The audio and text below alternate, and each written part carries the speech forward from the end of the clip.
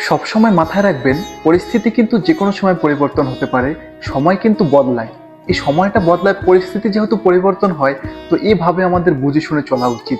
আজকে আমার পরিস্থিতিটা ভালো, আজকে আমার একটা সম্মান আছে, একটা দাম আছে, একটা ক্ষমতা আছে। এই জন্য যদি আমরা ক্ষমতার অপব্যবহার করি বা খারাপ কাজে আমাদের সময়টা ব্যবহার করি, তাহলে একটা সময় কিন্তু আমার ঘুরে যাবে। অন্য একটা মানুষের, আমার বিপরীত মানুষটারও কিন্তু একটা সময় ঘুরে আসবে। ঘুরে আসলে কিন্তু সে আমার থেকে দ্বিগুণ ভাবে তার খারাপ কাজটা আমার উপর প্রয়োগ করবে। এই জন্য সময়ের মূল্য দিতে হবে। পরিস্থিতি যেমনই আসুক না কেন, একভাবে চলতে হবে, ভালোভাবে চলতে হবে। কারণ পরিস্থিতি পরিবর্তন হবেই, সময় পরিবর্তনশীল। আল্লাহ কিন্তু কোরআনে কিন্তু সময়ের কসম কেটেছিল। তো সময়ের যেহেতু কসম কেটেছিল, আমাদের সময়টা মূল্য দিতে হবে। ভালো সময়টা আসছে দেখে সবকিছু নিজের মতো করে নিব, তাহলে কিন্তু হবে না।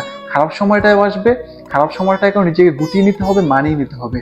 যদি খারাপ সময়টা মানিয়ে না নিতে পারেন না, তাহলে ভালো সময়টাও আসবে না।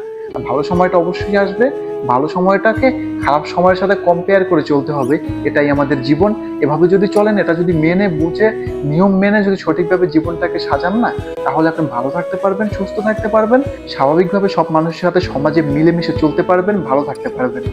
ভালো থাকবেন। আসসালামু আলাইকুম।